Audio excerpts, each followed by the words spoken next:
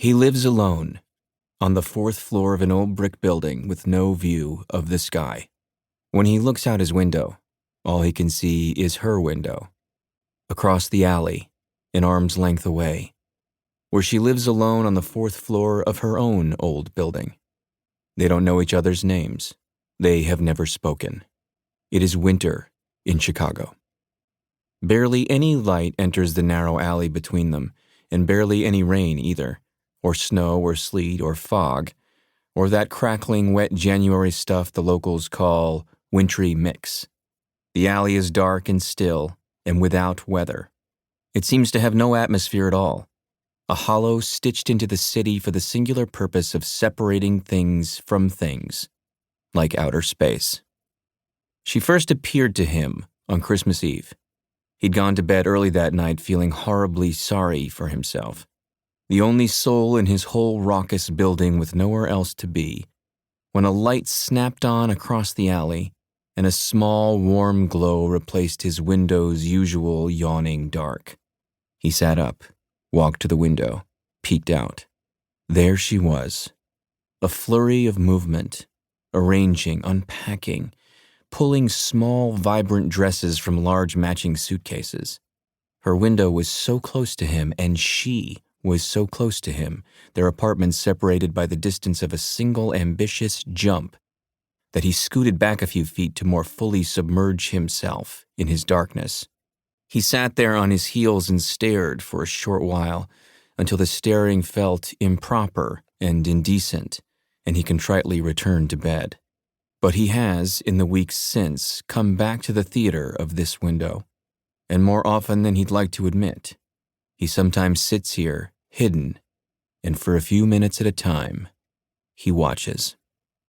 To say that he finds her beautiful is too simple. Of course he finds her beautiful, objectively, classically, obviously beautiful. Even just the way she walks, with a kind of buoyancy, a cheerful, jaunty bounce, has him thoroughly charmed. She glides across the floor of her apartment in thick socks, occasionally doing an impromptu twirl, the skirt of her dress billowing briefly around her. In this drab and filthy place, she prefers dresses, bright flowered sundresses incongruous amid the grit of this neighborhood, the cold of this winter. She tucks her legs under them as she sits in her plush velvet armchair, a few candles glowing nearby, her face impassive and cool, holding a book in one hand, the other hand idly tracing the lip of a wineglass.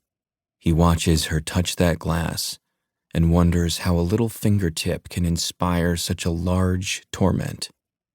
Her apartment is decorated with postcards from places he assumes she's been: Paris, Venice, Barcelona, Rome, and framed posters of art he assumes she's seen in person: the Statue of David, the Pietà, the Last Supper, Guernica.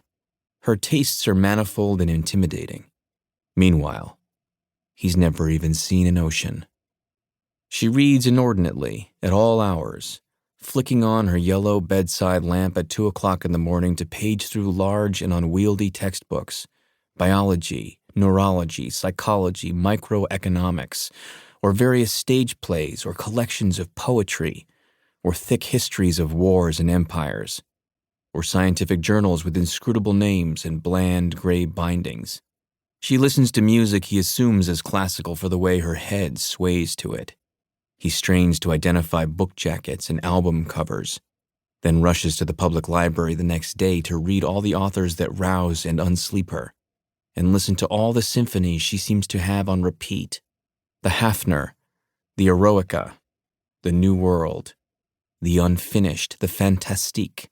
He imagines that if they ever actually speak, he will drop some morsel of Symphonie Fantastique knowledge, and she will be impressed with him and fall in love. If they ever actually speak.